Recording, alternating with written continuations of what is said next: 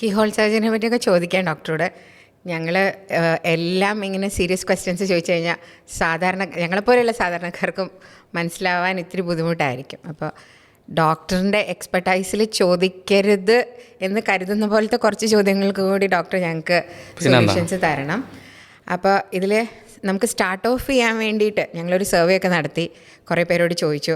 അപ്പോൾ start of ചെയ്യാൻ വേണ്ടിയിട്ട് ഇതിന് മുന്നേ ഉള്ളൊരു ഇൻ്റർവ്യൂവിൽ ഡോക്ടർ പറഞ്ഞ ഒരു പോപ്പുലറായിട്ട് സോഷ്യൽ മീഡിയയിലൊക്കെ വൈറലായ ഒരു സാധനം, ഡോക്ടർ വർഷങ്ങളായിട്ട് റൈസ് അങ്ങനെ അധികം കഴിക്കാറില്ല എന്നുള്ളതാണ്. അപ്പം നമ്മളെപ്പോഴും അതൊരു കോൺഫ്ലിക്റ്റിംഗ് ആണല്ലോ. ചോറാണോ പൊറോട്ടയാണോ അല്ലെങ്കിൽ ചോറ് കഴിക്കാണ്ട് ചപ്പാത്തി കഴിച്ചാലും ഇങ്ങനെ എപ്പോഴും ഈ കൺഫ്യൂഷൻ നിൽക്കുകയാണല്ലോ. ഡോക്ടർ അതിനെപ്പറ്റി ഒന്ന് പറയാം. പണ്ട് കാലങ്ങളിൽ നമ്മുടെ ആഹാര രീതിയിൽ റൈസിന് വലിയ പ്രാധാന്യമുണ്ട്.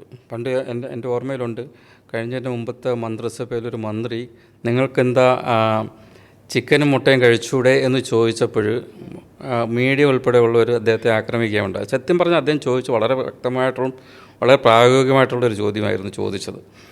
അപ്പോൾ പണ്ട് കാലത്തെ നമ്മുടെ ആഹാര രീതിയിൽ കാർബോഹൈഡ്രേറ്റ് അല്ലെങ്കിൽ ചോറ് ചേരുന്ന സാധനങ്ങൾ അല്ലെങ്കിൽ അരി കൊണ്ടുണ്ടാക്കുന്ന സാധനങ്ങൾ കൂടുതലായിട്ട് ചേർക്കുന്നുണ്ട്. പക്ഷെ ആ കാലഘട്ടത്തിൽ നമ്മൾ കൂടുതൽ വ്യായാമം ചെയ്തിരുന്നു.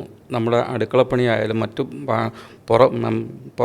നമ്മുടെ പുറത്തുള്ള പണിയായാലും എല്ലാം കൂടുതലായിട്ട് ചെയ്തിരുന്നു. കായികമായിട്ട് നമ്മൾ കൂടുതൽ ജോലി ചെയ്തിരുന്നതുകൊണ്ട് ഇതിനെയൊക്കെ ദഹിച്ചു പോകാനുള്ള ഒരു സിസ്റ്റം നമ്മുടെ ശരീരത്തിനുണ്ടായിരുന്നു.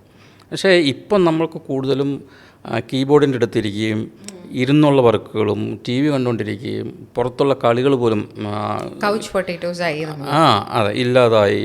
പണ്ട് നമ്മൾ എന്തെല്ലാം കളിത്തിട്ട് കളി കളിക്കുമായിരുന്നു, അങ്ങനെ എന്തെല്ലാം കളികളുണ്ടായിരുന്നു, അതൊന്നും ഇപ്പം നിലവിലേ ഇല്ലല്ലോ. അപ്പോൾ ആ കളികളിൽ നിന്നും ഒക്കെ മാറി നമ്മളൊരു സെഡൻറ്ററി ലൈഫിലോട്ട് പോയപ്പോഴത്തേക്ക് ഇതിനെ ഒന്ന് ദഹിപ്പിച്ച് മാറ്റാനുള്ള സംഭവങ്ങൾ നമ്മുടെ ശരീരത്തിലില്ല. അപ്പോൾ അതിന് നമ്മൾ ചെയ്യണം നമ്മുടെ ആഹാരത്തെ മോഡിഫൈ ചെയ്യുക എന്നുള്ളതാണ്.